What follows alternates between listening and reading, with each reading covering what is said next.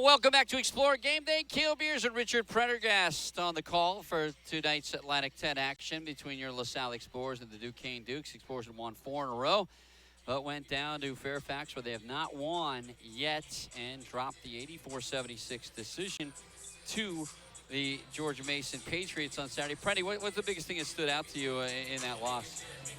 Well, for me personally, Cal was giving up 47 points in the second half. I mean, it's just way too many points. It was kind of reminiscent of the GW game. GW only gets 14 in the first half and 45 in the second. Right. So, Coach Howard, in somewhat, strong language, told his players, look, we got to play 40 minutes. Can't play 30, can't play 35, got to play 40.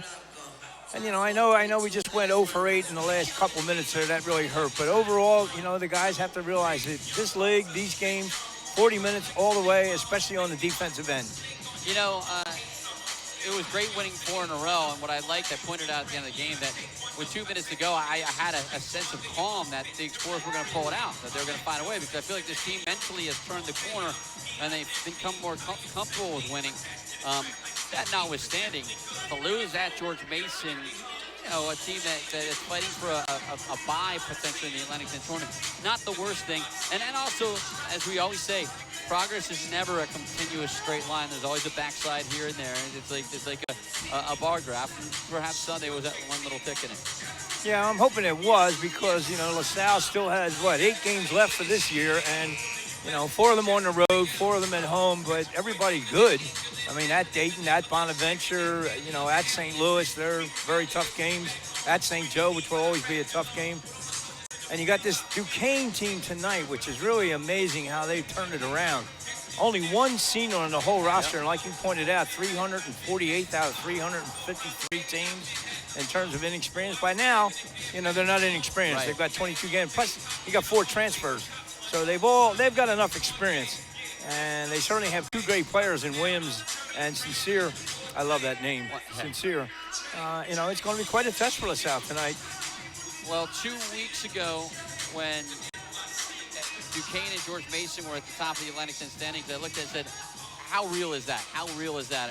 And George Mason's schedule looked a little sketchy. Duquesne does not. Their losses have come to the likes of Notre Dame, Pitt, Penn State, Davidson, VCU. So this is a team that certainly is ready to take a stab at a Final Four or a bye in the Atlantic 10 tournament. The Explorers will get a chance to meet up with them for the only time this season when we come back. After these messages, it's Explorer Game Day live from Tom Gola Arena.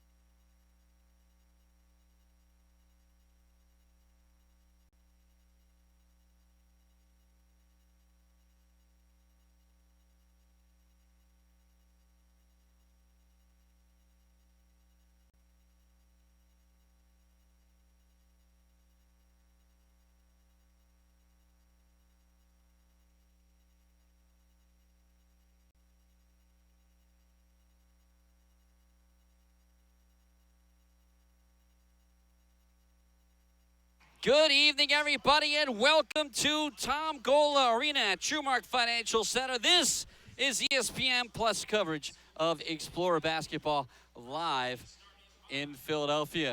Tonight's the Duquesne Dukes and the LaSalle Explorers. And tonight's coverage of Explorer basketball on ESPN Plus features the Explorers coming in at a 7-15 record overall and 5-5 in conference play.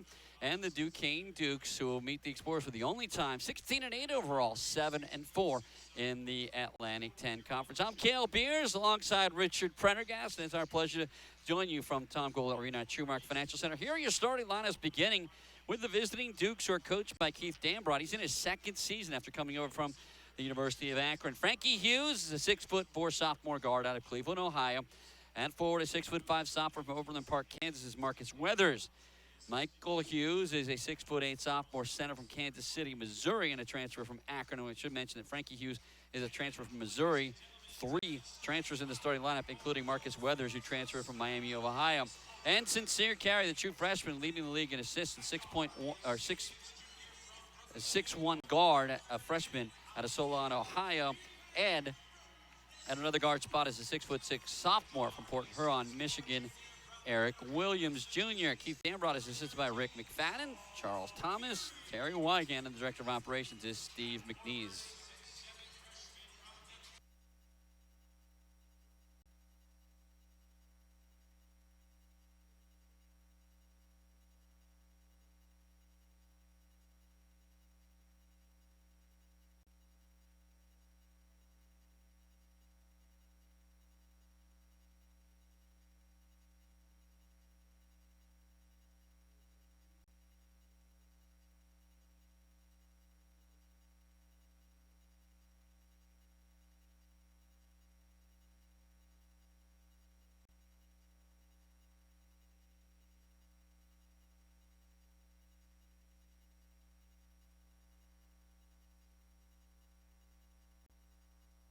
Ashley Howard is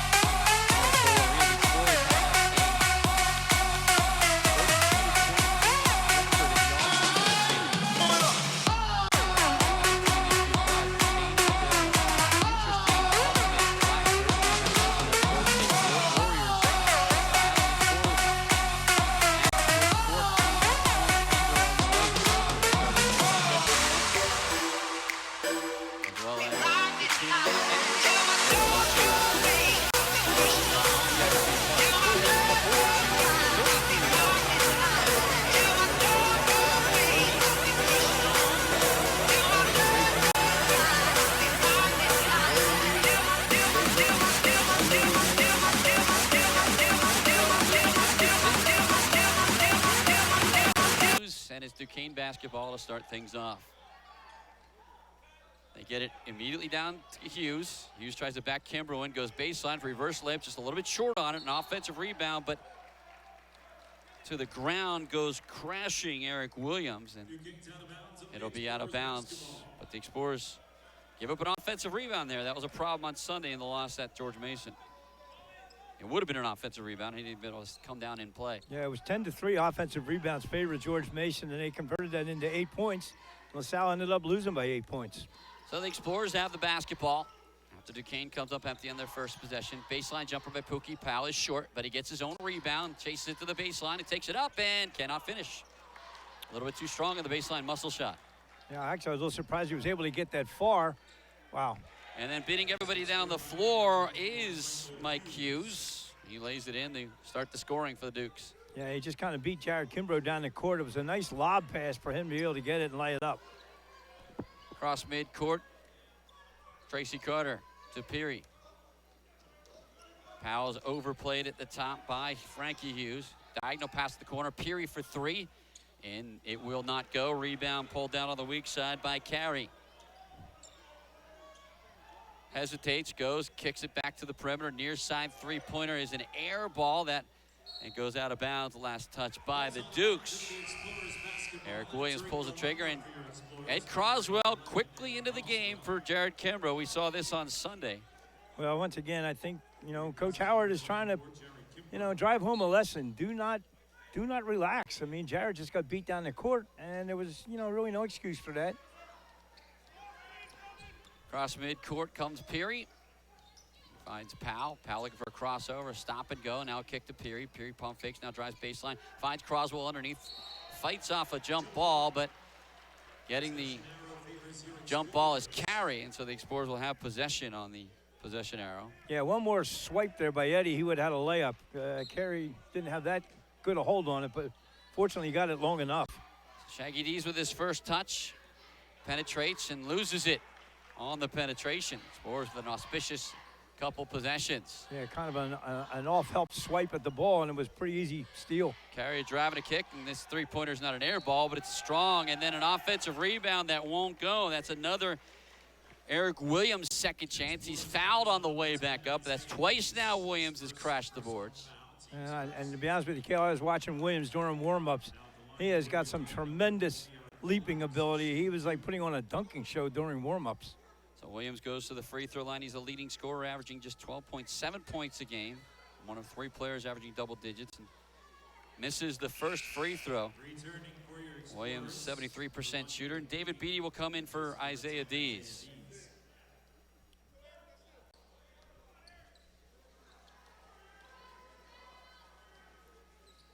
Williams makes one of two, and it's a 3-0 Duquesne lead.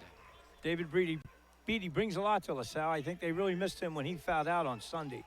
Full court pressure on the inbounds, and Pookie Powell's forced to call a timeout. So the Explorers struggling offensively with this Duquesne squad that in Atlantic 10 standings is middle of the pack. They are allowing 70.8 points a game, but they've forced the Explorers to miss two shots, turn it over, and call a timeout on full court pressure. Yeah, LaSalle was kind of spread out in their formation on that inbounds play. I don't know if the full court pressure caught them by a little surprise or what, but when you get that kind of pressure, you kind of got to get a little closer and set some screens to get somebody open. You don't really want to go one-on-one to try and get open. Got friends checking in from South Florida. Ed Forbes checking in, and our usual cast of characters on email as well. Brian Fish from D.C., Frank Pazio from Chicago, George Levesque in St. Louis. We're coming your way, buddy. And checking in from Syria, Colonel Doug Levian. Gary Owens, sir. Back to action after the timeout. Pookie Powell again having trouble finding somebody. Finally gets it to Tracy Carter. He's greeted by a double team, passes through it, finds Beatty. Now Beatty's going to penetrate, goes to the rack, and finishes it himself. That's the risk-reward of that full-court press. If you do break it, which LaSalle did then, you usually end up with 2-on-1 or 3-on-2. Easy layup for Beatty. Watch this double team on Carey a lot. They jump the ball screen there, forcing him to get rid of it. Hesitation and go, and shot won't go. Rebound battled around, and another jump ball will go to Duquesne. This time getting his hands on it is Hughes with Ed Croswell. And into the lineup comes Tavian Dunn-Martin. Well, it's already obvious, Cale, that Duquesne is going to crash the boards offensively. They're not playing that somewhat current trend of everybody go back and deny the fast break. They're just going after it. To the baseline, a pull-up jumper, and a foul away from the ball after it goes in. Michael Hughes. Who's the foul on? So away from the ball and not affecting the bucket is Marcus Weathers picking up a personal foul. 5-2 Duquesne on top, 17.5 to play here in the first half. Dunn-Martin guarding Carter. Carter beats him and forces him to run into him from behind to commit the personal foul. What a heads-up play by Tracy Carter. Yeah, it was a great play because Tracy had penetrated. He wasn't going to be able to go all the way, so he slowed up and forced Dunn-Martin to run into him, draw the foul. Get closer to that 1-on-1. Two fouls. Powell inbound on the sideline. Finds Peary. Peary to Carter, guarded by Dunmartin. A transfer from Akron. Now Powell goes baseline, jump stops, and finishes off the glass. Wanted the foul too, didn't get it. Boy, but it's a 1-point game.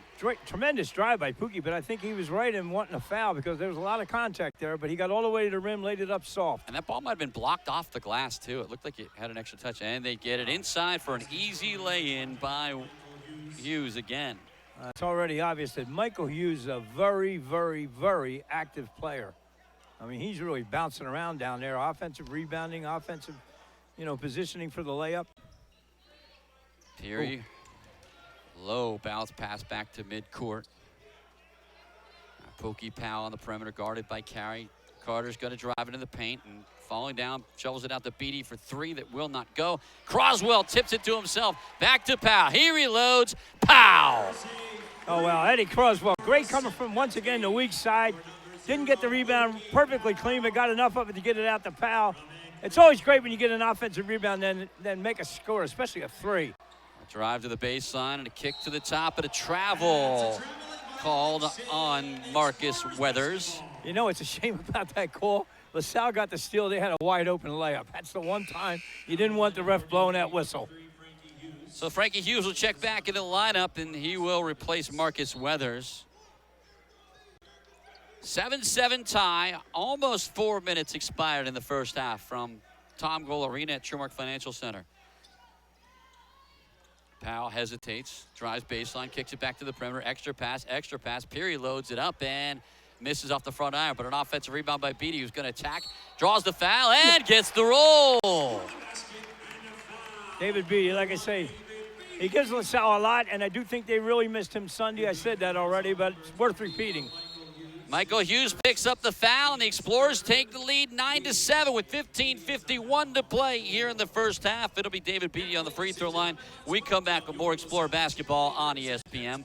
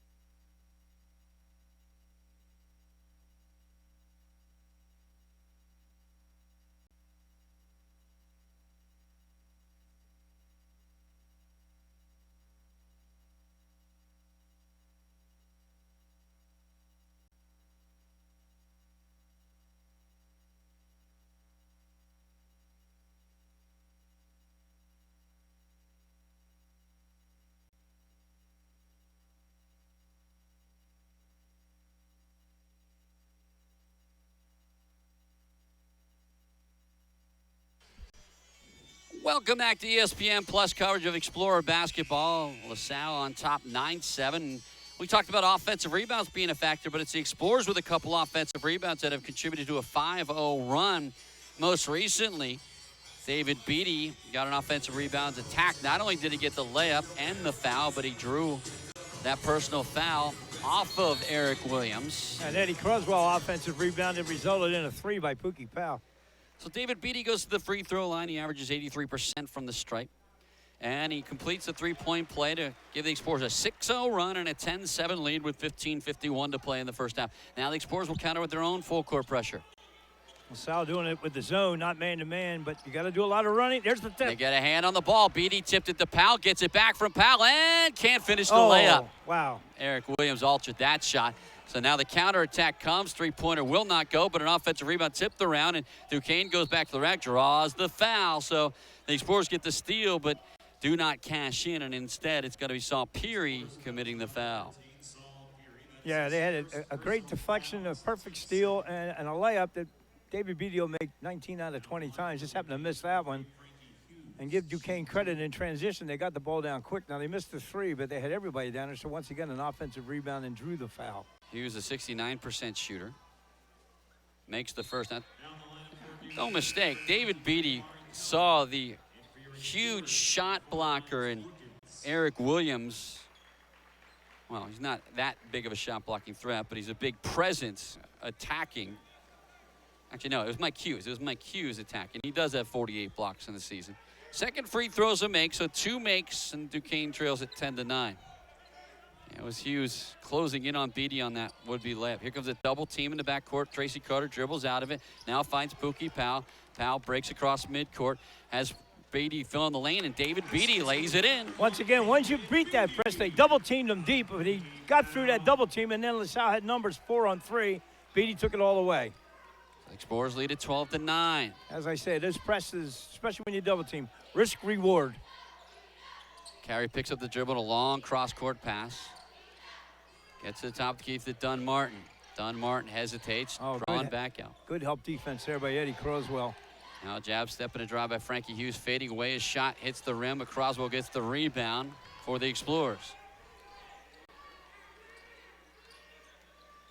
Carter splits a double team, pump fakes, gets his defender in the air, back out to the perimeter, skip pass into the corner, and Beatty can't get the three. There's Croswell with another rebound, and he has it knocked away by his own teammate. Now back out to the perimeter. Carter fakes a three, pulls up, gives it to Croswell. Croswell puts it on the deck, takes it up, has his shot blocked, and again, the Explorers come up with nothing after a couple offensive rebounds. Carey throws it out of play. He's out of control and trying to get it behind his back on a spin move and lost it out of play. Yeah, in fairness to LaSalle in that last possession, Kel, they were coming up against the shot clock. I think they had to take that shot when they did, or you're going to hear a buzzer go off. I don't know if Miles Brookins out and out blocked Ed Croswell's shot, or he just thought it was a loose ball and didn't know that his teammate had it, but Croswell's trying to put it right back on the rim. Miles, by the way, I don't know if he lost a bet or what, but quite a lot of hair gone from his head from the last time we saw him. Somebody got him with the Clippers. He's going for the Dickerson Beers look. Was St. Valentine a barber? There's a foul away from the ball. Jared Kimbrough is going to get whistled on this one, doing battle underneath with Amari Kelly. Or is it? It is Kelly. And back in the lineup comes Marcus Weathers. A team foul number 2 on the Explorers. Kimbrough just back into the game and greeted with an offensive foul. Here's the trap in the backcourt. This yielded a turnover. The Explorers got nothing out of. In fact, they gave up 2 points on the other end. Now Duquesne does get across midcourt. They played the press very well, though, that time. Not letting Duquesne get it up there quickly. Carey guarded by Beatty. Far side three-pointer. No good. Long rebound at the top of the key. Corralled by Kimbrough. Beatty trying to screen and roll with Kimbrough, but he keeps the dribble, kicks it back out to the perimeter. Dees, nothing there, back to Beatty. Beatty fakes the three, has the baseline, back to the top. Dees fakes the three as his man fly by. Now he fishes it past to Brookins. Brookins establishes on the baseline, draws a double team, passes it back out to Dees. 10 on the shot clock. Dees looks up, sees the clock, goes back to the hash mark. Now off a screen, double team, trapped in the corner. Pivots out of it with 2 on the shot clock, and it's going to be a shot clock violation. So the Explorers just got themselves too deep and turned it over. Yeah, what happened there was Isaiah Dees caught that ball in one of those bad spots to catch it where he really didn't have any room to run because the sideline out of bounds and the baseline out of bounds were right up against him on that double team. Each team with 3 turnovers now. A 12-9 LaSalle lead, 13-13 to play first half. The defensive intensity, there's that lob. And Carey's there to lay it off the glass and in to cut the lead down to 1. Yeah, I kind of watched that play develop. Carey just came off that looping screen, and David Beatty, for whatever reason, didn't really trail him hard. I mean, that one was easy to predict. Powell met at midcourt by Davian Dunn Martin. Screen set by Kimbrough. Powell's going to try to chase it into the paint. Nothing there. So back to the top, near turnover, but Powell gets the ball. He'll drive and kick back to Dees. Dees for 3. That's going to be too strong. It's an air ball, but Kimbrough saves it in to his teammate Brookins. Back to Beatty. Has the lane. Takes it down the lane and finishes. Well, Amari Kelly got quite a few inches on Beatty, but Beatty just took it right to him and still made the shot. Beatty with 9 points and 4 offensive rebounds for the Explorers now. And here's an alley-oop. Answering the call is Marcus Weathers, as Dunn Martin just laid it up there nicely. Well, I talk risk versus reward when Duquesne presses LaSalle. Well, the same thing goes on the other end. LaSalle pressed, double teamed, and Weathers was wide open for that lob pass for the dunk. They contest the inbounds, but knock it out of play. Now Carter will check in for Powell. Peary back in for Dees. Carey gets a breather for Duquesne. And we see the first of Brandon Wade. Full court pressure. Now they'll back off and go man. Carter, guarded by Dunn Martin at midcourt.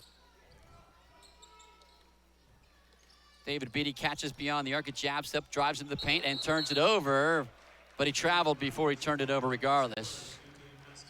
And so we'll take a break with 12 minutes to play in the first half. It's Explorers 14, the visiting Duquesne Dukes 13. This is LaSalle University basketball on ESPN+.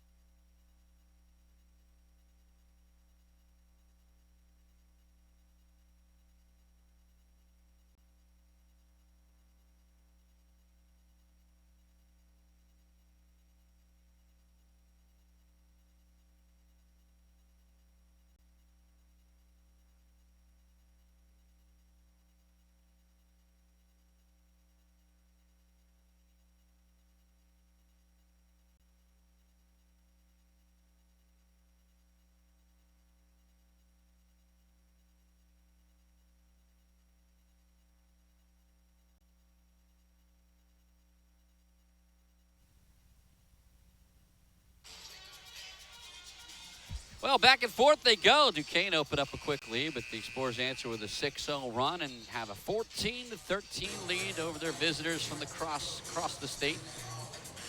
I'm going to take an opportunity. We're talking about the people down in Florida. I got my southern half of the family, Kale, Janie P, listening in Tennessee. Love you, darling. And my granddaughter, Ashley, and husband, Evan, and 9-month-old Scarlett Jane. Excellent. Cape Coral, Florida. Want to check in with us? You can email us or tweet us at Kale Beers. So after the full court pressure, Duquesne gets across under the direction of Tavian Dunn Martin. Sincere Carey still out, getting a breather. There's a foul underneath. That's going to be Tracy Carter doing battle with the oversized Michael Hughes. As I say, the defensive intensity of this game up to this point has been remarkable, both sides. 11:42 to play. Team foul number 4 on the Explorers. They get it into Hughes on the baseline, fronted by Jared Kimbrough. He's going to try to take him into the paint, a running hook up and in, and he'll get the foul as well. That's really hard to defend, Freddie. Yeah, you really can't stop that one. Hughes, once again, we've had this lament pretty much all year. You got Michael Hughes getting about 35 pounds on Kimbrough. So when he muscles in like that, Jared really is at a big disadvantage. Then he shoots a hook shot, which is hard to block in the first place. And Kimbrough comes up with his second personal foul in just 4 minutes of play. So Ed Croswell comes back to the floor. Hughes, who averages 11.3 points a game, already has 6. And rattles a 7th home from the free throw line. Actually, that makes 8 points now. And Duquesne reclaims the lead at 16-14.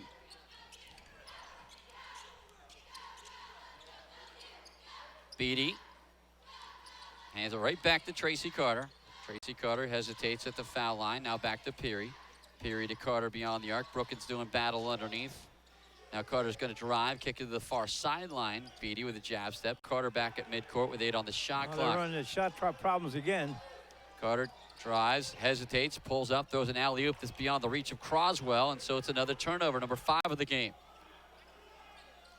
I would have liked to seen Tracy take that shot. He had a better chance. Wide open for 3, and a clang by Marcus Weathers, his second miss from out there. Peary feeds Brookins. He tries to work on Hughes. Brookins backs him down, steps up and under, and finishes with the left hand. Yeah, we've been noticing this all year. When you can get the ball down low to Brookins and Kimbrough and Croswell, one-on-one, they're pretty effective. That knots it up at 16. Miles Brookins with the bucket. Now handling the ball, Brandon Wade. He loses it, and then he fouls Peary, who is kept from getting to what would be a breakaway. Yeah, it was actually a pretty good foul by Brandon Wade there because, like you say, Peary had a wide-open layup. Team foul number 4 as Pookie Powell comes back in the lineup for Tracy Carter. 16-16 tied, 10:25 to play. Now, I know Tracy had the bad offensive possession last time, but he's got to keep his head up. He's a good player. Beatty back to Powell. Oh, Peary my God, trying to post up, yeah. and they do get the foul. That's Brandon Wade, who picks up 2 fouls in 50 seconds. He's just riding Peary out of the paint. I mean, that's right out of the NFL, that maneuver. It's like he's hitting the blocking sled. So, team foul number 5, 2 on Wade. He stays in the game. Since here, Carey's still on the bench. They're going to get it into Croswell. They didn't go one-on-one with him. Yep. Drops him down off the glass, misses, but Brookins with a putback dunk and a foul on the play. And if that's who we think it might be, it could be a problem for Keith Danner, but indeed it is. It's a second personal foul on Michael Hughes. So Brookins. Give Brookins all the credit in the world for that one, Cale. Come from the weak side. Great timing, go up, two-handed stuff, and a foul. And does not get the roll, but there's Croswell with an offensive rebound and then stripped on the way back up by Marcus Weathers. So the Explorers will set up for a 2-point lead. Weathers closed in on the perimeter by Brookins. Dribbles once and lobs it back to midcourt. Dunn-Martin, top of the key, Wade for 3, buries it, and back on top go the Dukes. That's why he stayed in here with 2 fouls. He shoots like that. Brandon Wade. Interesting war going on down there with Croswell and Hughes. That would be Wade's second 3-point make of the year. 21 heavyweights. Attempts. Hand off to Beatty. Powell, the hash mark with 9 on the shot clock, is going to drive, gets all the way to the rack and finishes. Well, we've been saying it all year. When Pookie penetrates, he's as effective as can be. Love it when he takes it all the way to the hole because he's got tremendous athleticism. Dunn-Martin with a 3-pointer that won't go. And Croswell pulls down yet another rebound. He already has 6 of them. Now, I don't know if it's because he has the 2 fouls or not, but Hughes is being less aggressive now on the offensive boards. 8:47 to play. The Explorers on top, 20-19 with the basketball. Beatty hands it off to Peary, overplayed by Hughes. Now to the paint goes Peary and gets called for an offensive foul. Pushes off and gets whistled for his second, team foul number 6. Back into the lineup comes Eric Williams Jr., the sophomore, the only one to play in last year's triple overtime marathon at Palumbo Center. Carey out, Wade out, Hughes out. And Tracy Carter returns to the lineup. Out there with Beatty, Brookins, Croswell, and Powell. 3 guards and the 2 bigs. Hughes barking out directions just in front of our position. Guarded by Pookie Powell with 8:20 to play. Now a screen and roll setup. Pulls up to the foul line. Flashes a pass underneath, but it's too hot to handle. Out of bounds and last touch by the Dukes. They're going to talk about this and probably, rightfully give it to the Explorers. It'll be turnover number 7 on the Dukes. Yeah, I give the officials credit there. You know, they made the call, but they were willing to, get a second opinion to get it right, which they did get it right. Isaiah Dees checks into the game for Miles Brookins. Now, with the exception of Kimbrough, you're looking at both teams' starting lineups right now. been a lot of substitutions, but with 8 minutes to go, both teams are at their starting lineups. Hughes isn't out there either for Duquesne. Oh, that's right. That's right. That's right. But that's They have by design. Amari Kelly. And that's why Kimbrough's off the floor.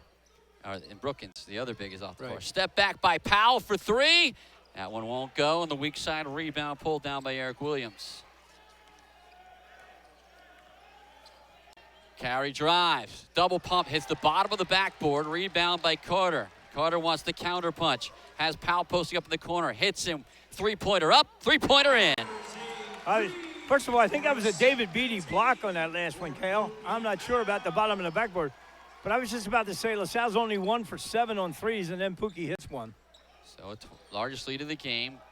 Duquesne tries to answer, but cannot with Frankie Hughes' three-point attempt. There's a pass that makes its way to Carter in the corner. That one won't go, and the rebound by Carey. Pushes it ahead. That's a walk. And Tracy Carter comes back and is able to knock the ball out of bounds, but probably picked up a foul as well. We'll see what the call is when we come back. With 7:17 to play in the first half from Philadelphia, it's the Explorers 23, Duquesne 19. This is LaSalle basketball on ESPN+.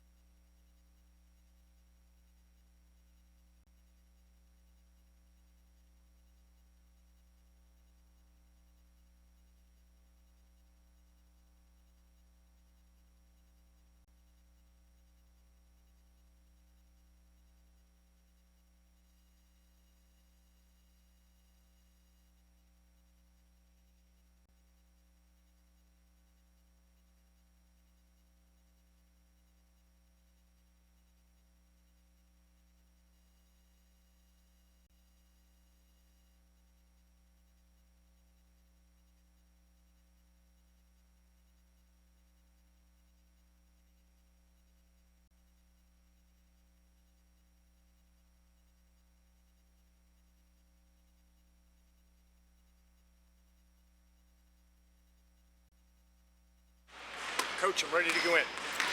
Keita, you got to put in a lot more work, my friend.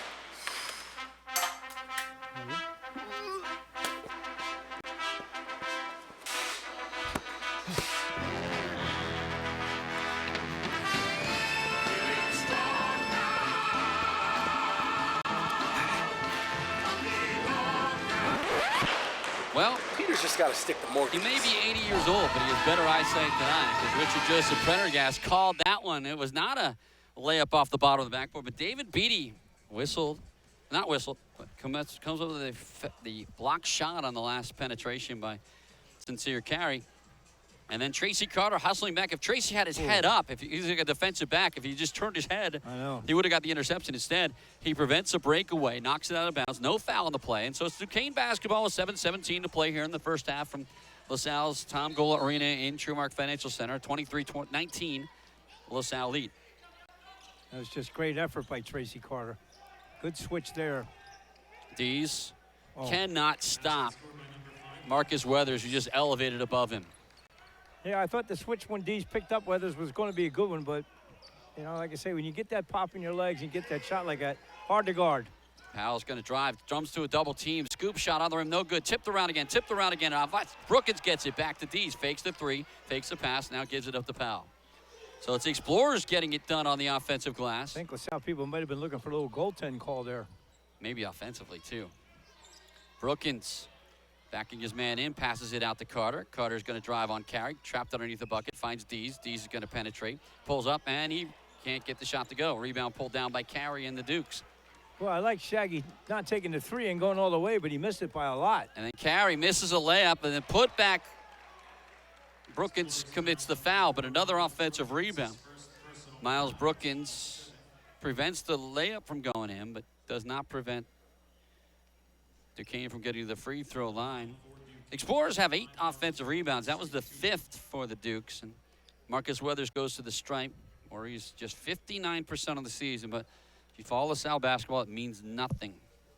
The Dukes 4 for 5 from the stripe already. Frankie Hughes made 2. Eric Williams made 1.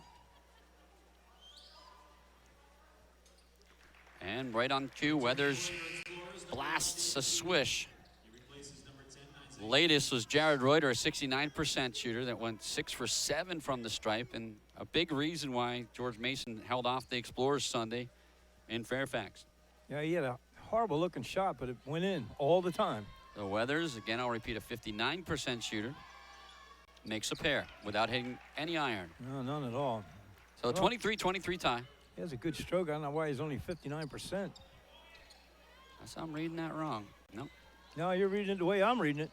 Carter backs his man in, now retreats back out to the perimeter. Carry over plays him, so he's going to penetrate again, pull up off the dribble, and nail the jumper to reclaim the lead. And once again, you know, Tracy did what he had to do to maybe draw another foul on Carey, but we didn't get the call. But fortunately, he made the shot. Great change of pace dribble and got clear. Now Carey splits a double team, jump passes into the corner, three-pointer up. That will not go. Rebound. Wow. Pookie Powell skies above everybody. Outlet to Beatty. Beatty has a step on Carey, avoids him, and lays it in.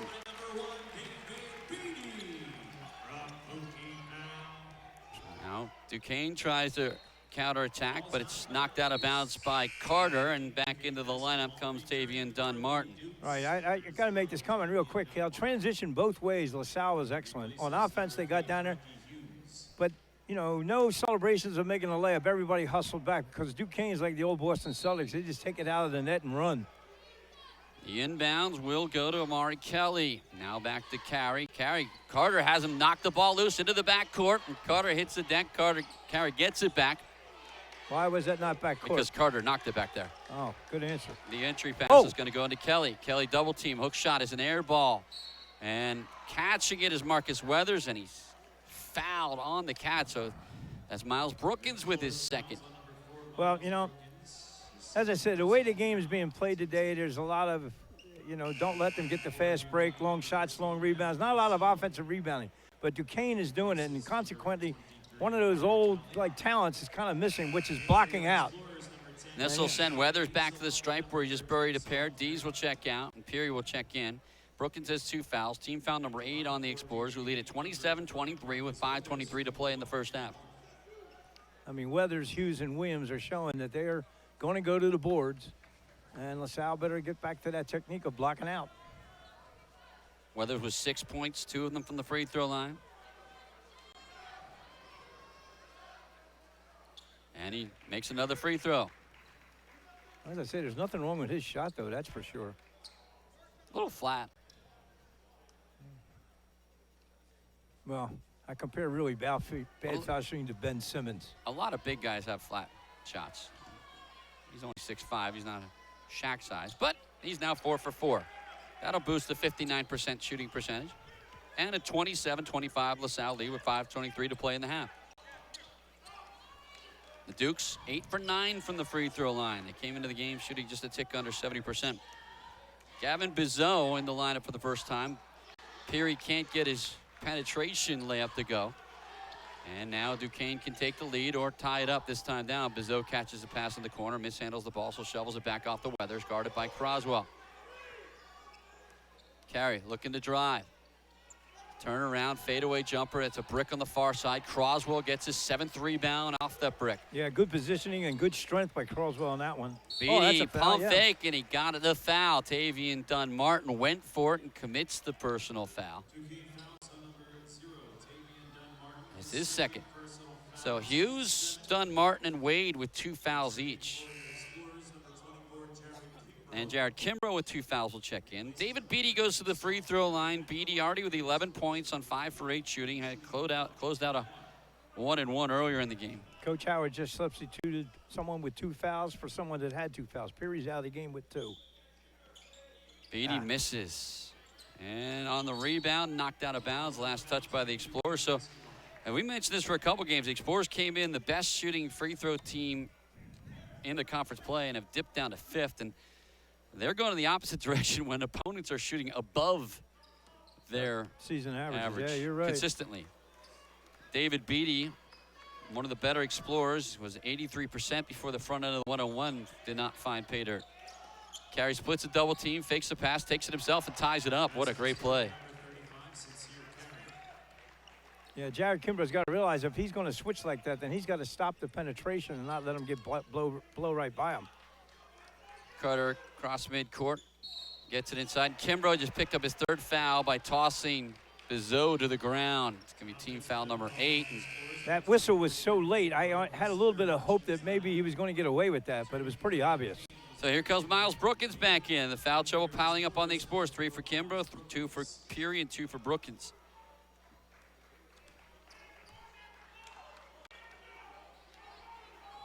Duquesne trying to reclaim the lead. Carey, they double team him, get it back to Bizot. Bizot covered up. Now a drive into the corner. Oh, Pump you got to fake. stay on your feet, David. And a soft runner, but an offensive foul. Croswell steps in the lane and takes the charge on Eric Williams. You know, I say it about David Beatty staying on his feet. You just cannot come running out and challenge those shots by leaving your feet. They're just going to shot fake you and go right by you, and that creates a lot of problems. Fortunately, Croswell stepped in there to draw the offensive foul. So 27-27 tie, 4 minutes to play here in the first half. Carter gets it to Powell. Powell with 10 points already. Into the paint he goes, kicks it back to Beatty. A jab step, now a baseline. Picks up the dribble. Powell denied penetration by Carey. 10 on the shot clock. When Carter goes back to midcourt, calls for a screen. Gets it, takes it, 3-pointer. Barely draws iron, but there's Brookins. Got to shoot Brookins it. has to put it back up. Finds Carter, who launches one. It'll be a shot clock violation. Brookins was claiming it hit the rim, but no, Miles, it did not. And so we'll take a break with 3 minutes and 30 seconds to play here in the first half. A 27-27 tie between Philadelphia foes, the Salle Explorers, and Duquesne Dukes. On this stage, under these bright lights, the Atlantic 10 Men's Basketball Championship returns. 14 teams, 1 trophy.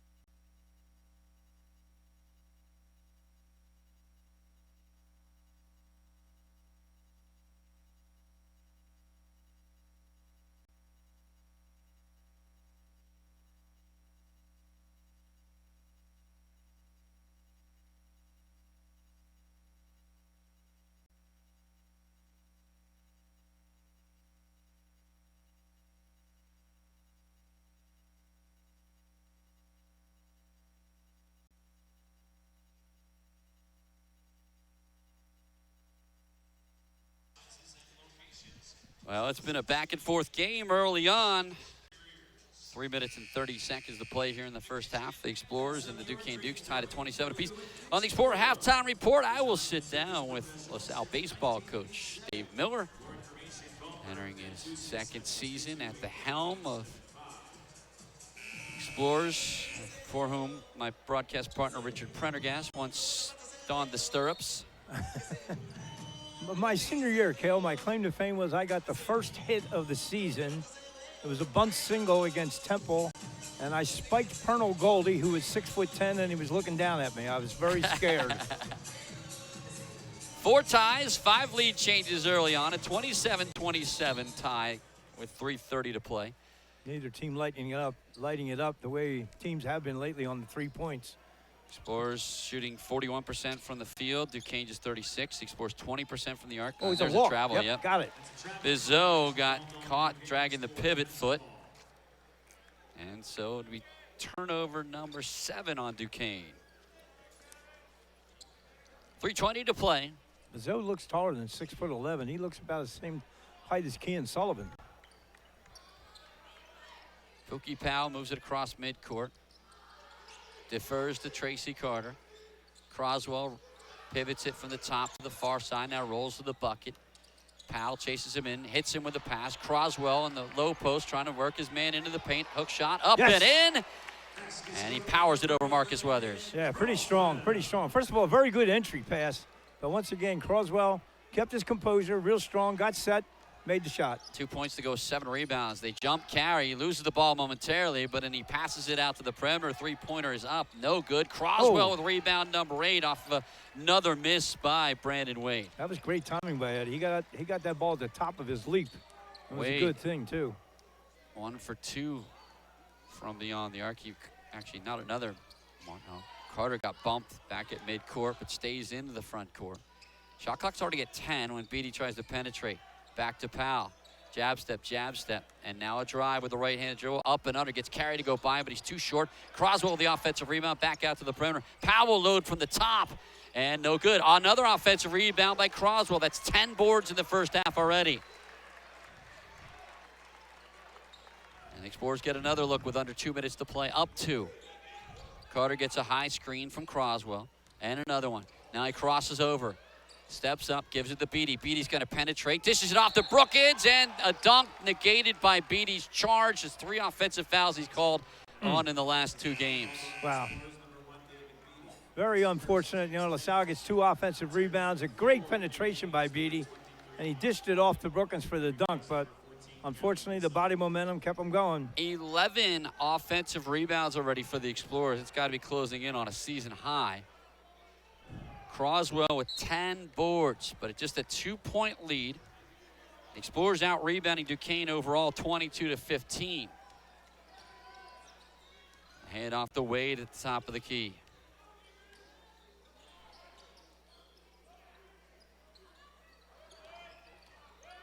Pounded in. Get Croswell in the air, and a soft finish by Amari Kelly. Yeah, once again, it's, you know, the same old thing. You just got to stay on your feet, not go for those shot fakes. Don't worry about blocks. Tie number 6 of the game. 1:14 to play, a 29-29 deadlock. I always wanted to tell my players, contest. Don't worry about blocks. Always contest. Beatty hits the brakes, back out to Powell. 10 on the shot clock, 1 minute left of the half. Carter with a screen and roll set up with Brookins. Jump stops, hangs in the air. Shot partially blocked, but there's Croswell with an offensive rebound and a fresh 30. Offensive board number 12. The Explorers only have 10 second chance points off those 12 offensive boards. Here's a drive by Powell. Jump stops, gets his man in the air and draws the foul. Amari Kelly just brought the arms down. He certainly had the vertical on Pookie, but I think he reached down as he was coming down. Right. I think Pookie got the benefit of the doubt on that one. And I'd like to see him make 2 foul shots to just reward those offensive rebounds, which has been quite a few, but not a lot of points. Would not have been shocked if that was a foul. But here's Pookie Powell missing another one. Powell has dropped down. It's still 84% of the season, but it's been uncanny the last 5 games. All the Explorers' best shooters, Dees, Powell, Beatty. And Powell makes the second Fordham, one. It was Peary. Remember, and he missed Peary 4. It's 2 front ends of one-on-ones that could have put the game away 3 weeks ago. Yeah. So it's a 1-point lead with 37 seconds remaining. Explorers just 2 for 5 from the free throw line, but one of those is a David Beatty miss from 1-and-1. Carey. Ticky-tack foul call on Pookie Powell. Carey certainly leaning in as much as Powell was reaching in, so Carey will go to the free throw line. That's an unusual call. Carey is 72% shooter on the stripe for the first time. Duquesne, conversely, 8 for 9. They're 69% on the season, but 8 for 9 tonight. The Explorers come into the game 76%, and they're 2 for 5. And Carey stays with the opposite day theme and misses.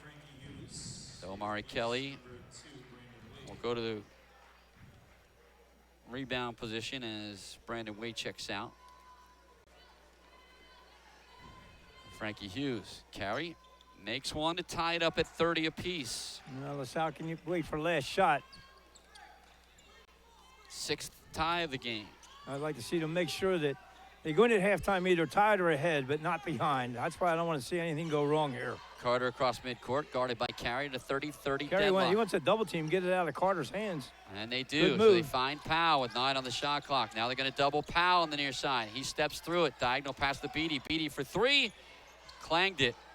No good. And the rebound pulled down. And that's how the half will end. So Duquesne's trapping pressure forced the Explorers into a low percentage shot. And we are exactly where we were 20 minutes of play earlier.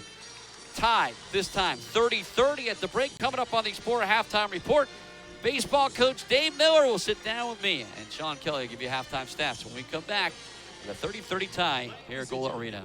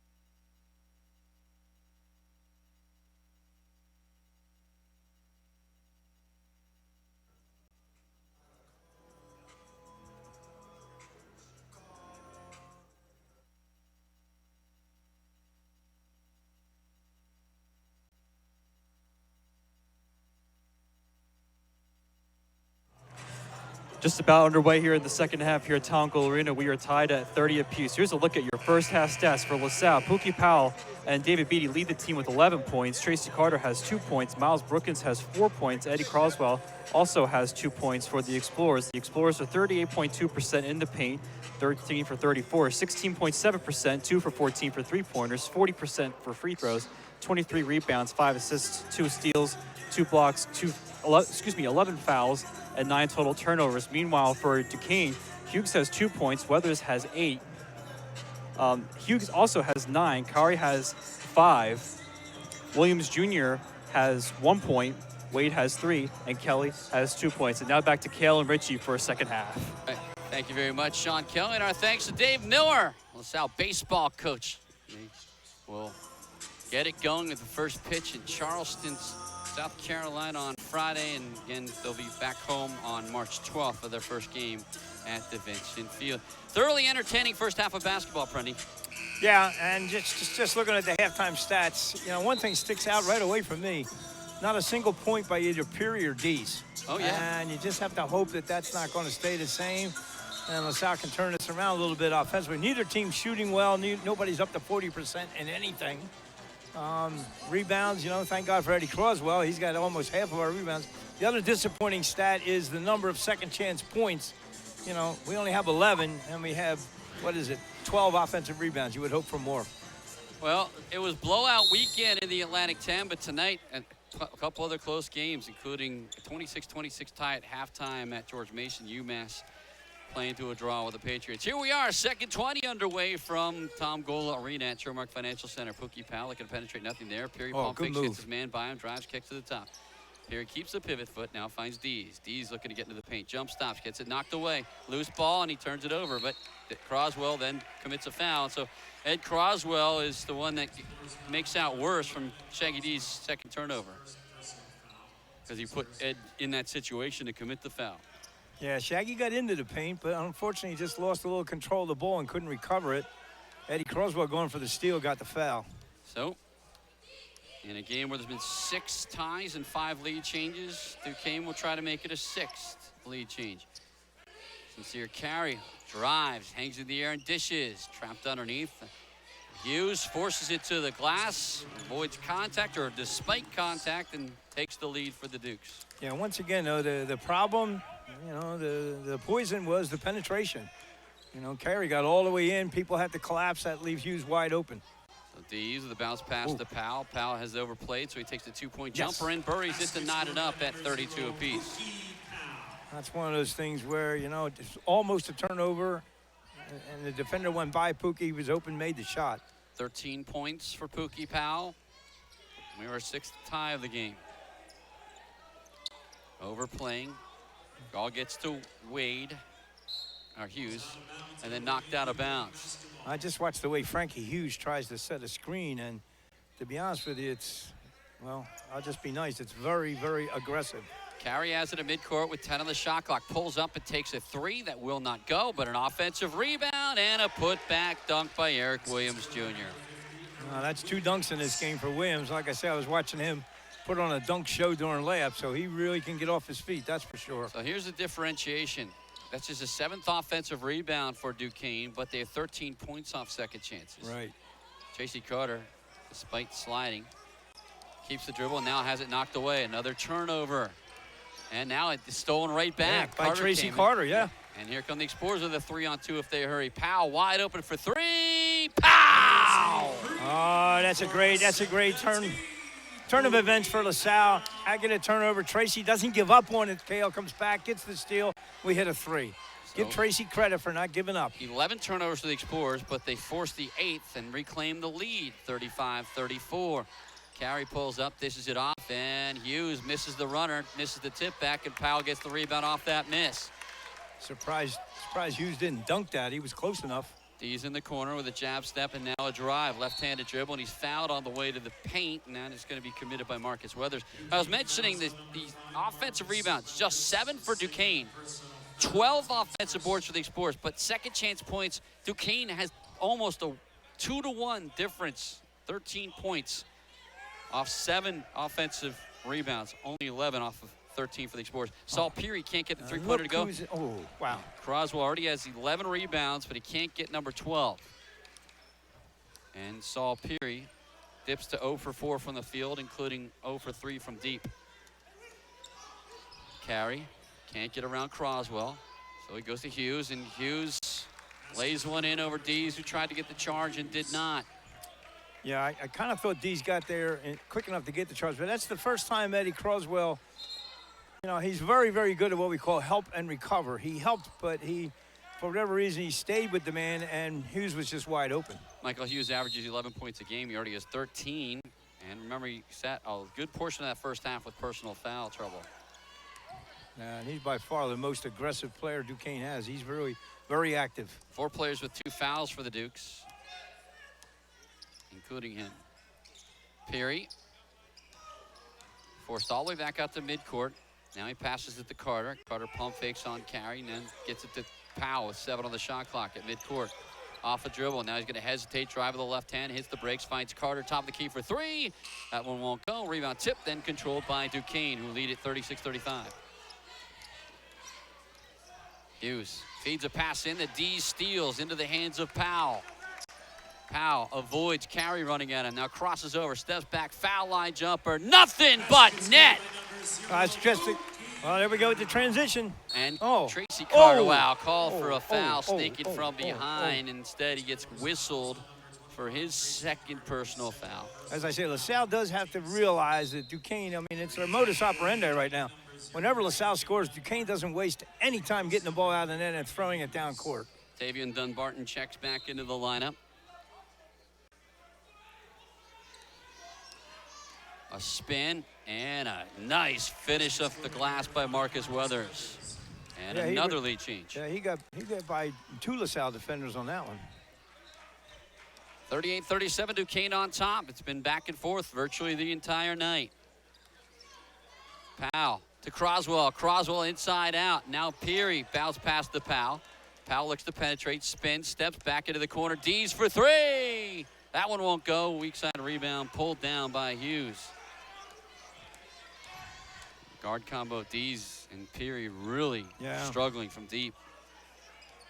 I know that's a shot, you know, Coach Howard likes to see Shaggy get that shot, just didn't go. Ball knocked in the air, and Explorers get the turnover. Now a 2-on-1 break. Carter has Croswell with him, but Carter's going to take it too strong. No, a putback dunk by Croswell. Was that by design? I don't know. I was going to say to you, was that a too strong layup or was that a pass off the backboard? I think it might have been a pass. Now they're going to lob it to Hayes, who goes to work on Dees, and an offensive foul. That's number 3 on Mike Hayes, who then chirps at DJ Karsterson. And we'll go to break with 15 minutes and a second to play in regulation. It's Explorers 39, Duquesne 38.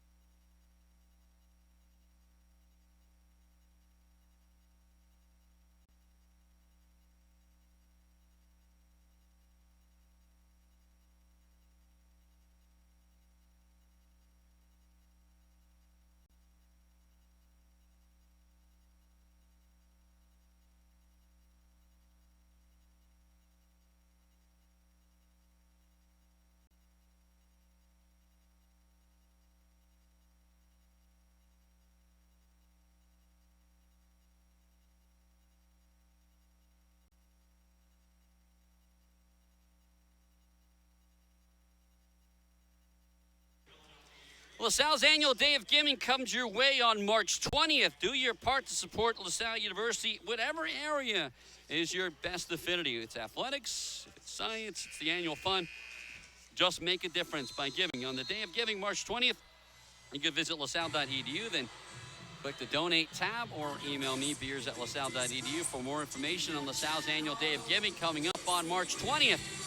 Welcome back to Trumark Financial Center at Tom Goal Arena at Trumark Financial Center, where it's been back and forth all night long. The Explorers currently with a 39-38 lead, but just before the break, they were able to draw the third personal foul on Mike Hughes, the leading Duquesne scorer with 13 points and 3 rebounds. And so it's it's Jared Kimbrough with 3 rebounds. He hasn't played yet in the second half. And Mike Hughes. Interesting lineups here. Duquesne going small, LaSalle going big with both Brookins and Croswell in the lineup. Beatty handling the ball as Powell pops out near side, gets it on the baseline, splits a double team, and finishes for his 20th point of the night. Once again, Pookie Powell at his best, which is when he penetrates all the way. Powell 8 for 14 from the field, 3 for 5 from the arc, 4 rebounds, 2 assists, and a steal. No turnovers. Guarding Carey, takes it to the paint, makes him pick up the dribble, back to the top of the key. Don Martin with a touch. Now Weathers. Kimbrough guarding Weathers. That's a tough matchup for him. Oh. They dish it underneath, and Croswell with a block shot that goes out of bounds with 4 on the shot clock. This is one of the things I'd like to see Brookins play a little bit of what I call a stretch 4. It all depends on his footwork, guarding the quicker guys. Let's see how he does. Don Martin will set a back screen for Kelly and then get it back at the top of the key. Spins on Pookie Powell, takes a 2-pointer and will not go. And Croswell with his 13th rebound pushes ahead to Powell. Powell steps back, takes the 3-pointer, and drains the 3-pointer. Pookie Powell with 23 points, and the Explorers lead it by 6. May I be allowed to say it started with a strong rebound by Croswell. He took that out of 2 Duquesne players' hands. Carey guarded by Powell. And here's a mishandle. Kelly has the pass come behind him. The Explorers get the steal. Up by a game-high 6 points. Powell dribbles through. Carey tries to get it back, but he fishes it to Brookins. Brookins has it knocked away. A big, strong slap down by Eric Williams, and then a foul from behind in transition. Explorers trying to put their stamp on this game, but instead a great defensive play by Eric Williams. Yeah, they got it down low to Miles Brookins. He had a one-on-one, which I liked, but he just took one too high a dribble. If he just bent over and got that dribble a little lower, nobody would be able to get at that ball. But he was a little too high. Powell and Croswell get a breather as coming in are Dees and Carter for the Explorers, and back off the bench comes Brandon Wade. He replaces Sincere Carey. Yeah. He still got Williams in there. 44-38, Explorers on top with 13.5 to play. Wade trying to get room on Carter. Now finds Williams, guarded by Peary on the hash mark. Penetrates, pulls up, scoop shot, good, and a foul on the play. So Eric Williams doing it from the perimeter and in a potential 3-point play. I got to be honest with you, Cal, that was just a fantastic play by Williams, because to be honest with you, Peary had him guarded pretty well, but with a lot of strength, he goes up sort of a semi-fadeaway left hook.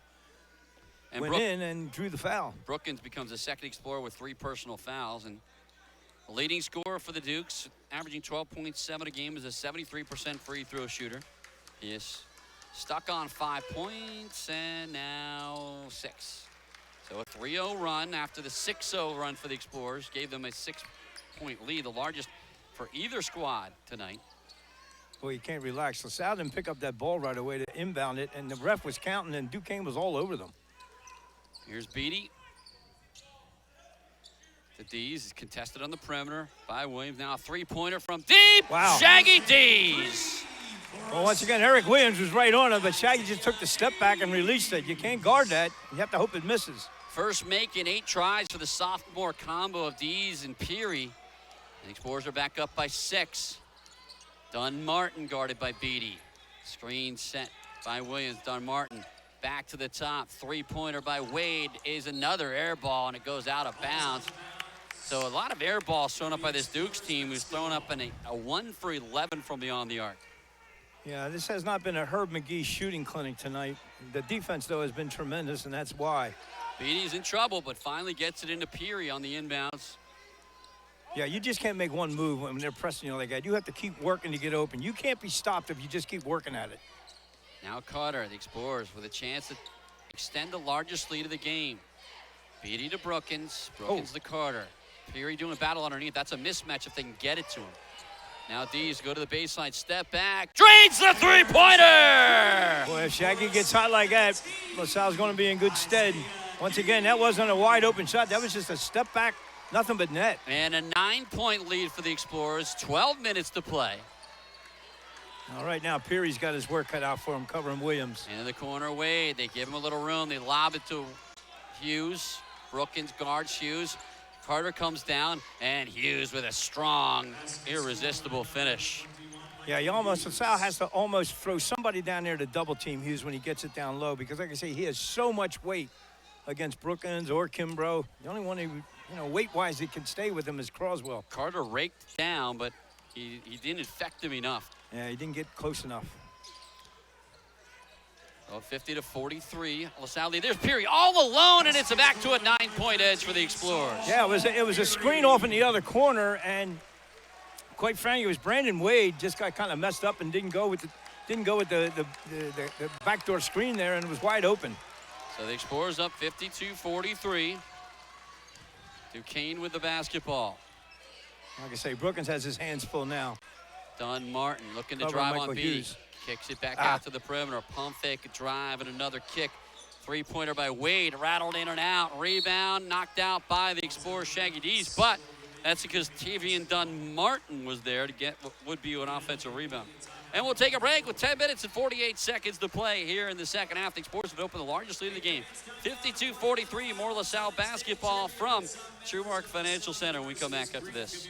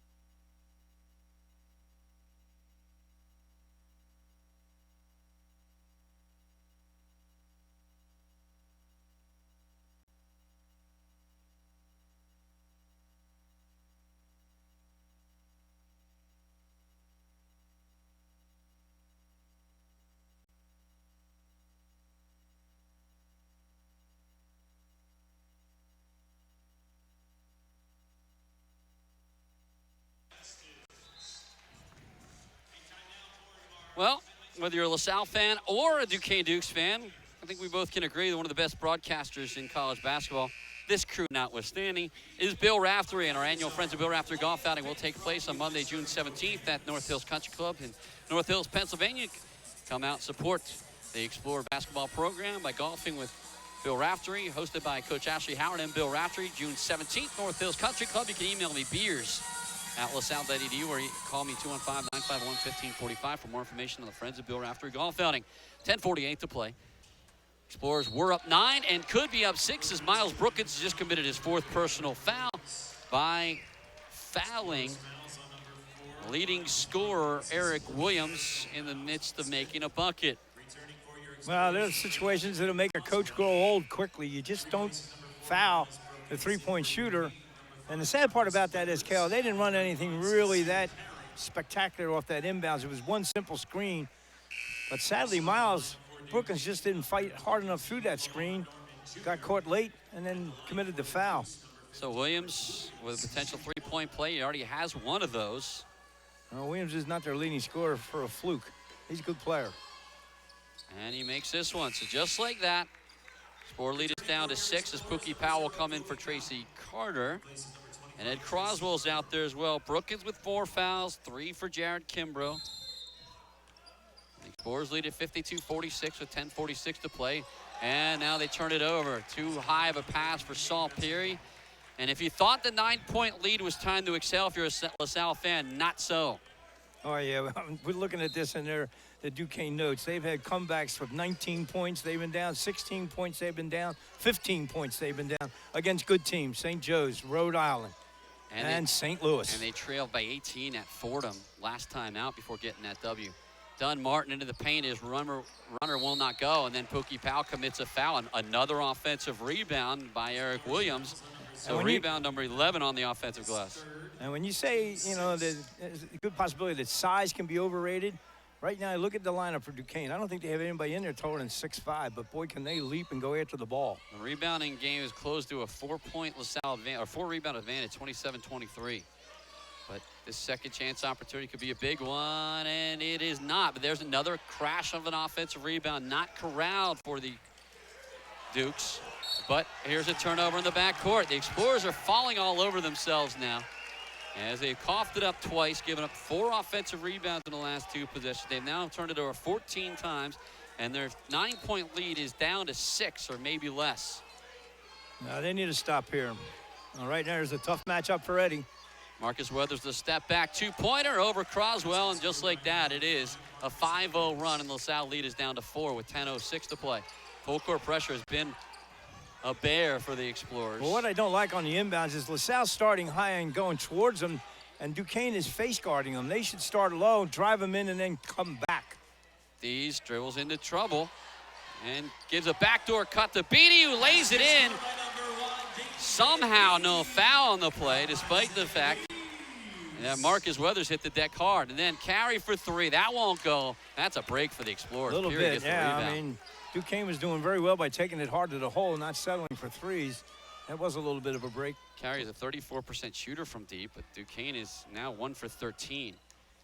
Dees spins, steps back, has it blocked partially by Carey, and still somehow hit the rim. But here's a diagonal pass to Williams beyond the arc.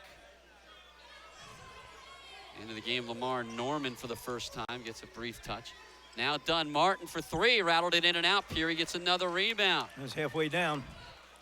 Duquesne, LaSalle's, 1 for 14. Excuse me, Cal. LaSalle's just got to have better possessions of moving without the ball. There's a little bit too much one-on-one going on right now, and Duquesne's, very equipped to stop that. Explorers get away with a lazy pass. Dees is going to take it to the rack and finish, despite Peary almost turning it over. Right, they got away with the lazy pass, but unfortunately you had Dees going against Dunn Martin, and the height took over there for the layup. Norman, back to Dunn Martin. Williams screens and now goes back to the hash mark. Dunn Martin one-on-one with Shaggy Dees, forces him into Croswell. And a offensive foul called as Croswell gets stepped on, not on purpose. Coming down was Weathers as Croswell took the charge and then got stepped on as Weathers was crashing hard for a would-be offensive rebound. He extends the hand and says, Eddie, no intent. Yeah, I give Duquesne credit. I've seen 2 situations where there's been some contact. Early in the game, Micah Hughes was helping Eddie Croswell up, and at that time, Marcus Weathers was helping Eddie up. So good sportsmanship on the part of the Dukes. Second charge taken by Croswell tonight. And see what I'm talking about here, Kel? We're starting too high. We should start down low, drive them away, and come back. They get it into Peary. Peary guarded by Norman. Explorers up by 8. Here comes a double team. Peary doesn't let it materialize. The D's going to take a 3 and drain another 3. 3 in a row for Shaggy Dees. Like I say, he can get in those runs. Carey draws a double team, passes out of it. Williams tries to answer and does answer. Just a second making 15 tries. And Duquesne calls a timeout with 8 minutes and 10 seconds to play here in the second half. It is LaSalle 59, Duquesne 51. This is Explorer Basketball on ESPN+.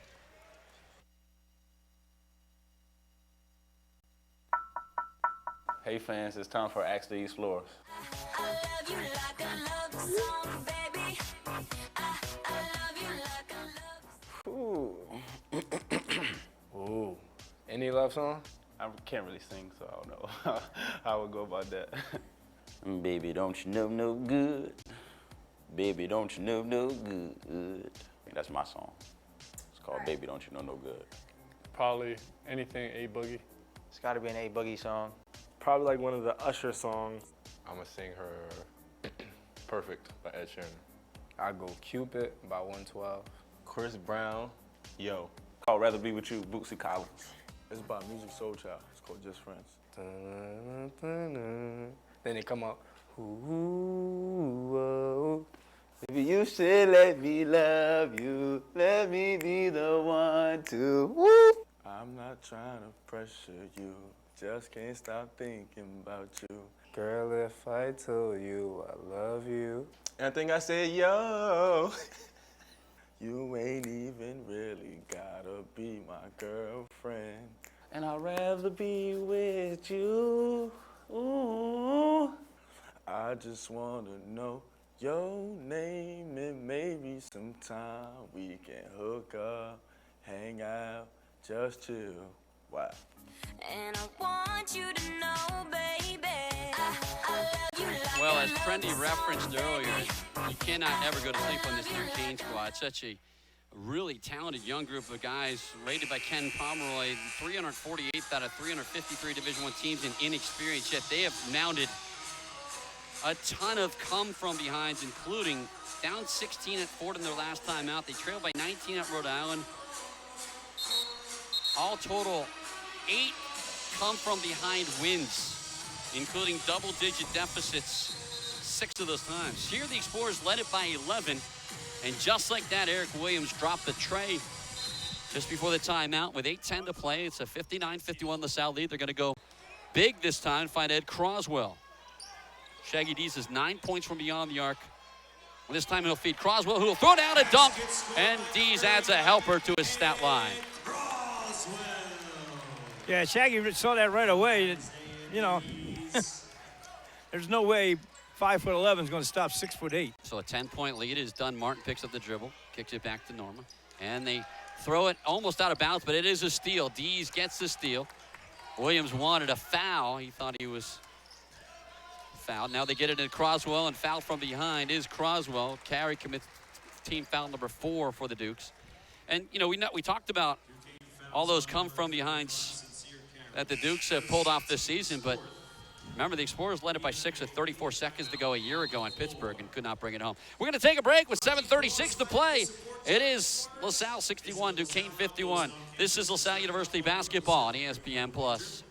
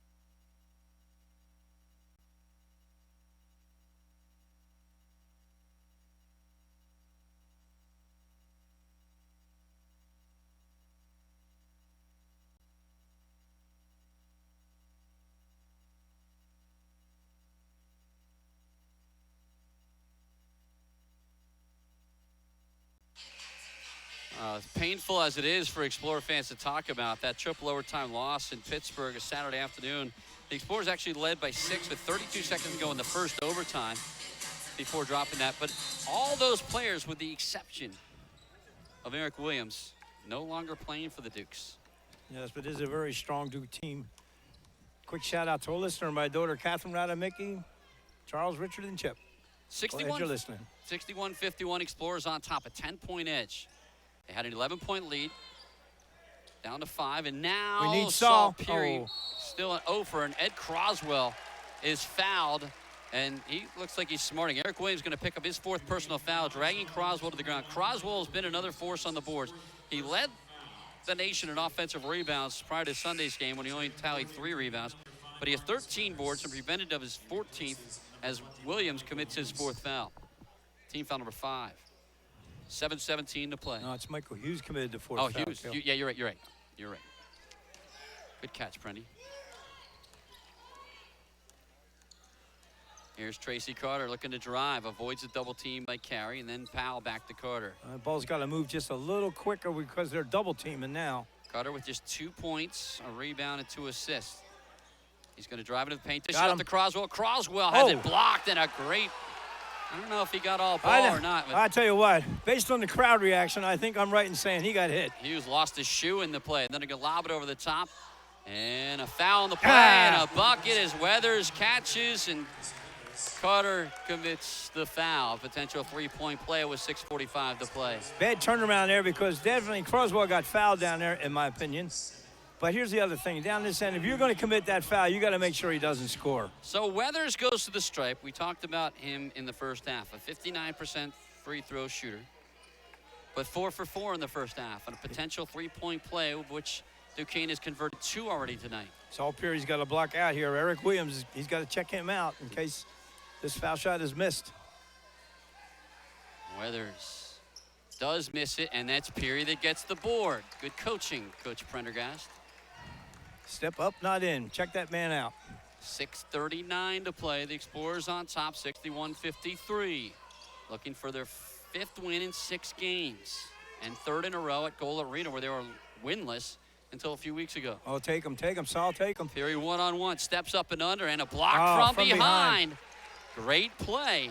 It just took a little too long to get that shot off. He had the one-on-one right away, but he didn't go for the basket right away. Here's a bad matchup for LaSalle. Weathers on Carter, 2 points. 6:09 to play. Weathers with 16 points. Came into the game averaging 9.8. So the Explorers twice look like they have Got easy fouled. buckets. Got And then fouled. Don Allen fouled from behind. Now, Tracy Carter got his elbow up, but he was fending off Don Martin. Don Martin's 4th personal foul. So the Explorers had 2 point-blank would-be layups that got blocked or fouled, whichever way, no points. And as a result, that 10-point lead is now down to 6 with exactly 6 to play. Now, you got Marcus Weathers coming down against Tracy Carter. That's kind of like, steel and candy. There's no way Tracy's going to be able to deal with all that tonnage. 4-man stack on the foul line. Carter breaks to the ball. Dunn Martin covers him there.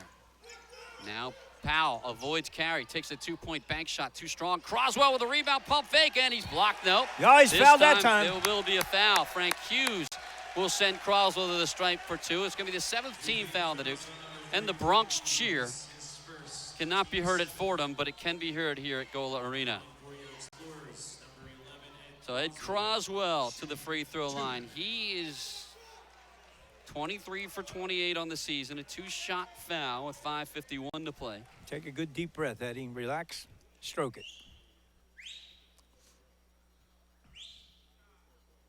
Misses the first. Mike Hughes got the rebound and put it back up. Or excuse me, Eric Williams put the rebound and put it back up. So Croswell makes 1 of 2, and the Explorers lead it by 7, 62-55. Explorers now just 2 for 6 from the free throw line. Check that, 3 for 7. But here's a 2-pointer by Carey with 5:40 to play. The Dukes are not giving up. Peary sees a double team that now backs off. 5.5 to play. Carey tries to go for the flop, doesn't get it, but here's a near steal. Ball loose. Duquesne gets the steal. And then in transition, layup good. Turnover number 15 for the Explorers. Sees their lead cut down to 2 with 5:23 to play. And Ashley Howard calls a timeout. Just seconds ago, this was a 10-point lead until the Explorers were unable to finish, either from the free throw line or on the glass. We're looking at 61-51 now. It's 62-60. 5:23 to play. And, well, not a little bit. It's a lot of problems with the turnovers, especially in the backcourt. And I just think LaSalle, like I say, maybe trying to do a little too much dribbling. KO, I'd like to see them just, have that weave, three-man weave, ball screens, handoffs. Do not give Duquesne a chance to double team anything. Ed Croswell's dunk at 8:02 made it 61-51. The Explorers have been outscored in that run 9-1. 5:23 to play, excuse me there. Explorer lead cut down to 2, and Duquesne has forced 15 turnovers. David Beatty breaks to the ball. Tracy Carter, guarded by Tavian Dunn-Martin at midcourt. Now Pookie Powell gets a pass from Carter. Croswell, the high screen between the circles. 5:08 to play. Powell, crossover, drives, dishes it off to Croswell, mishandles it, and turns it over again. They push it ahead in transition. Hughes loses it. The Explorers get it back. Now Powell has a step. He's going to cross over to the left and then pivot back out to midcourt where he's being over-pursued. And falling to the ground is Pookie Powell. He turns it right back over.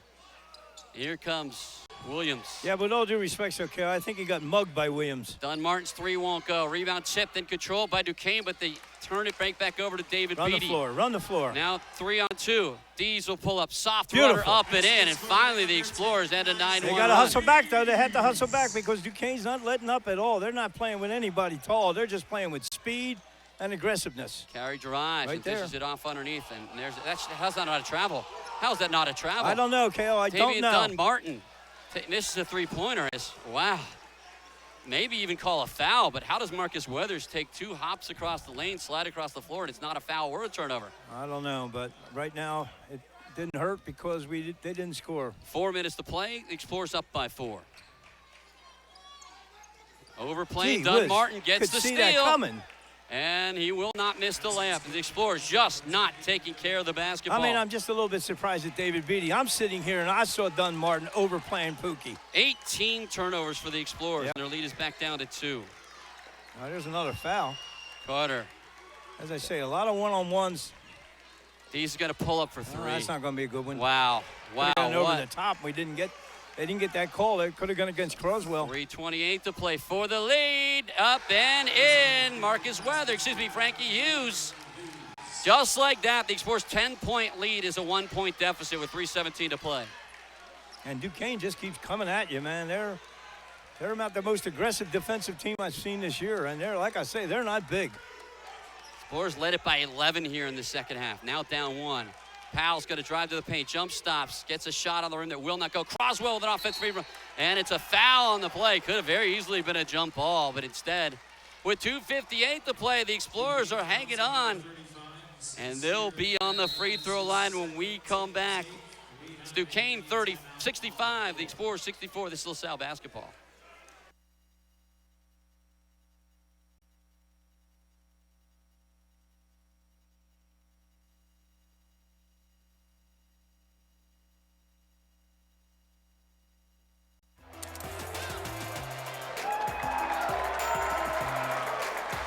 Join the cloud and fall in love with your business phone service. Nextiva is nothing but net.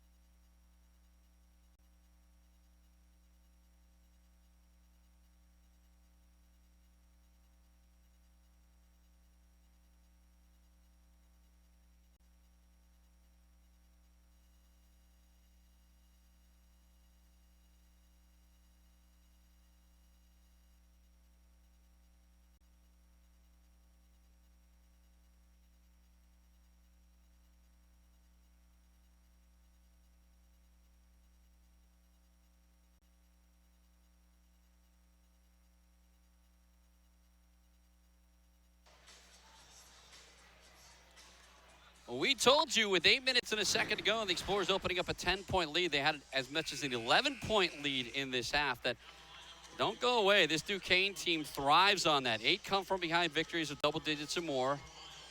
6 of them with double digits or more. And now the Explorers find themselves trailing 65-64. Elsewhere in the Atlantic 10, at George Washington, the Explorers' next opponent, St. Louis, was victorious 73-58. UMass is losing by 3 at George Mason, 52-49. And VCU is beating up on Richmond, 73-54. Ed Croswell on the free throw line for a front end of a 1-and-1. He is 1 for 2 from the stripe. The Explorers peculiarly 3 for 7 as a team tonight. Croswell. Yeah, a little surprising here that Coach Howard going with 2 bigs. Croswell makes the first to tie this game up at 65 apiece. That is the 8th tie. And Croswell will try to make it the 13th lead change. Peary, Brookins, Croswell, Beatty, and Carter for the Explorers. Croswell makes 2 of 2, and the Explorers are back in front 66-65. A spate of turnovers here in the second half have led to this come from behind by the Dukes. Carey. Now Eddie Croswell and Michael Hughes are just banging away at each other down there low. Hughes. Michael Hughes, rake down on by Dees, has to pass it up into the corner. Here's a drive and a jump stop. Now Williams, 1 on the shot clock, throws it up, no good. Rebound and offensive board for the Dukes. And Hughes has it blocked out of bounds by Croswell. No, I think it was Brookins, Cale, that got that block from behind. But yet another possibly. Offensive rebound. Yeah. Now 12 of them for the Dukes and a fresh shot clock sequence. Right, and they played great defense, had them forced into a very bad shot, but it was a weird shot. That's why it was a weird rebound. Hughes goes to work, draws the foul, gets the roll, and Croswell picks up his second, and Duquesne comes up with the 14th lead change of the night. Like I say, trying to defend Hughes down low. Like I say, he's 250 pounds, 6'8", and he's very, very springy and active and strong. Hughes, 69% from the free throw line. So now that's 12 offensive rebounds for the Dukes, and they've translated them to 18 points. It's a pretty good conversion rate. The Explorers have 16 offensive rebounds, but only 16 points. Hughes trying to increase the lead to 2. He does. And Duquesne's got quite a few, maybe 3 of those old-fashioned three-point plays in this little run of theirs. Peary breaks to the ball. It's been an off night offensively for the sophomore guard. Is 1 for 7 from the field. Crosses midcourt with his Explorers down 68-66 and 2:12 to play. David Beatty handles at midcourt. Beatty guilty of one of the soft turnovers. And the coach of Duquesne's asking for what I thought happened. I thought we did double dribble. Peary with a handoff to Powell with 6 on the shot clock. Powell kicks it off to Peary for 3. Pow! And there it is. Saul Peary answers to reclaim the lead for the Explorers. That's confidence. You have a bad night, but you got to keep shooting because the next one you make is going to be the one you take. Carrier driving to kick. Mike Hughes for 3. And he answers. Leading scorer coming alive late. I think he's got 3 3-pointers and he's got a 3-point play. Now Beatty wants to attack. He goes strong on Hughes and draws the foul. Team foul number 9. Eric Williams. I've been getting them crossed up all night long. I don't know why. Leading rebounder, leading scorer. So Williams gets the whistle. His second personal foul. David Beatty can tie it up from the stripe. Beatty's missed a free throw tonight. Eric Williams has just been phenomenal as this second half. I think he's got, well, easily double figures in the second half. Beatty makes the first. Beatty with 14 points as Brookins will check in for Tracy Carter. 90 seconds to go. Beatty makes this, he'll tie a career high. And also he is one of 3 Explorers in double figures, and he has 15 points, and we're tied up at 71. Pookie Powell's got to get in front of Carey. Yeah, Carey beats everybody on the floor. Misses the layup, but Croswell forces the foul in.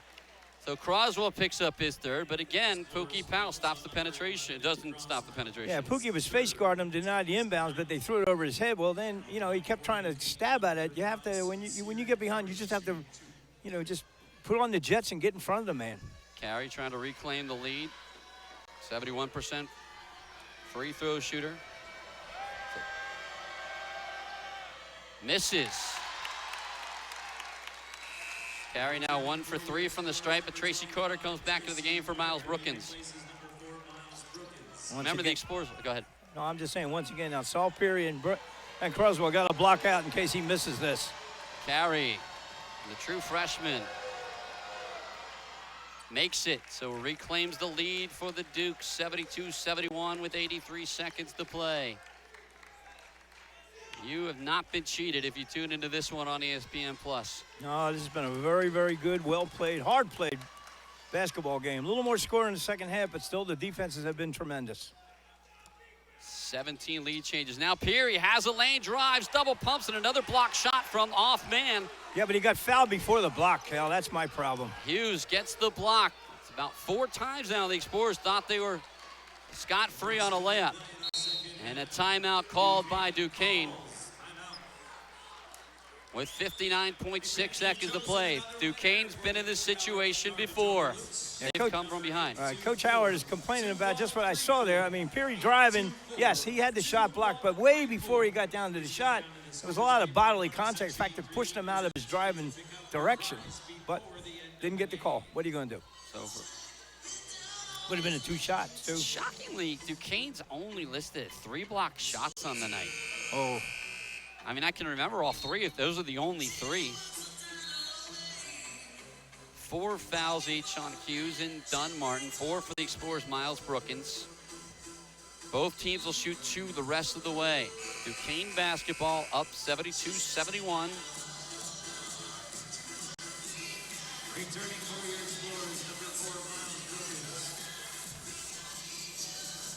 On the far sideline, Frankie Hughes is the inbounder. It's here Carey, Marcus Weathers, Eric Williams, and Michael Hughes.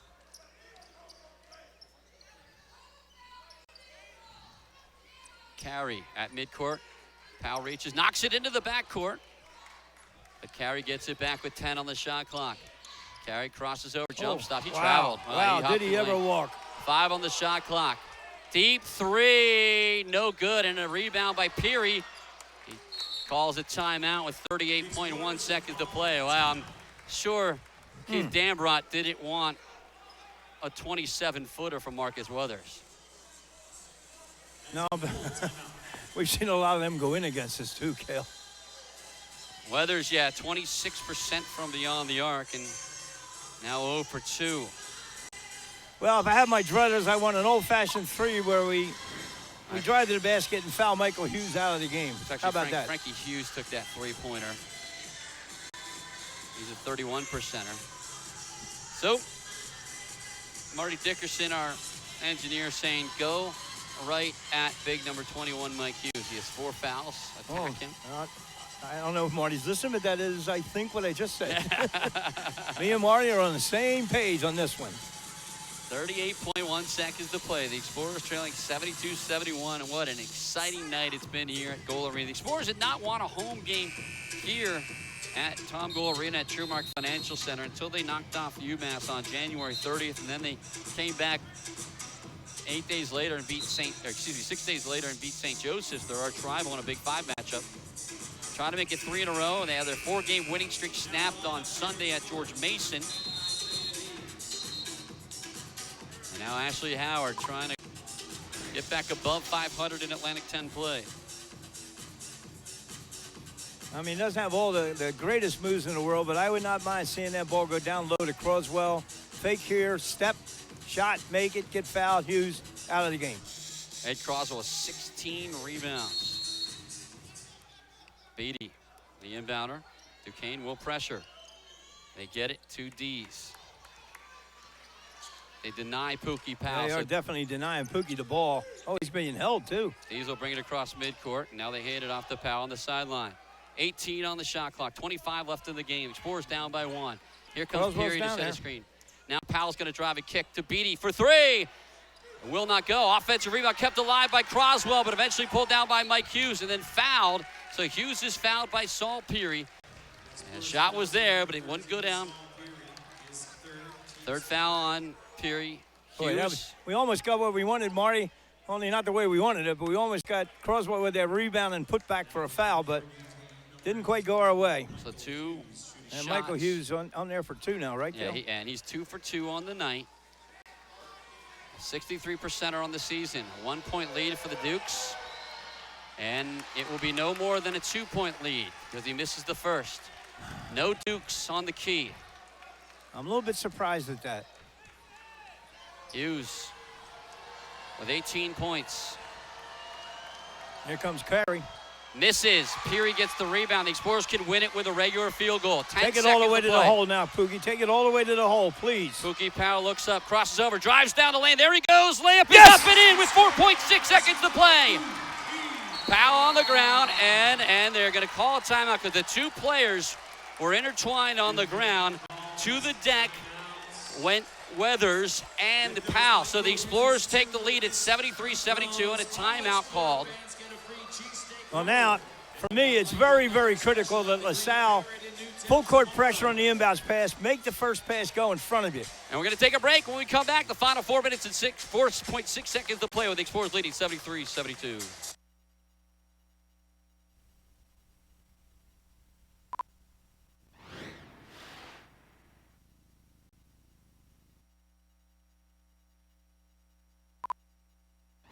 We are going to keep it here. 4.6 seconds to play. The Explorers on top, 73-72. And Pookie Powell with his 25th point. Are they looking to see if Powell got fouled or anything like that, or are they just checking the time? Or if the clock kept going after both players fell underneath and how much time went off probably before the timeout was called. No, I don't think it did because I looked up as soon as I saw the ball go through the net, and I saw 4.6. So Pookie Powell with 25 points on 10 for 18 shooting. And I got to tell you, we've talked about it ad nauseum. I'm so glad to see him drive that basketball and not take the three-pointer. Kind of yapping a little bit there, saying take it to the hole, which he did beautifully. So as I say now, though, they got to make that first pass go in front of them. No reaching, just run. We don't need the ball. We just need the clock. 1 point shy of a season high is Powell. He had 26 points in a loss to Lafayette back on November 10th.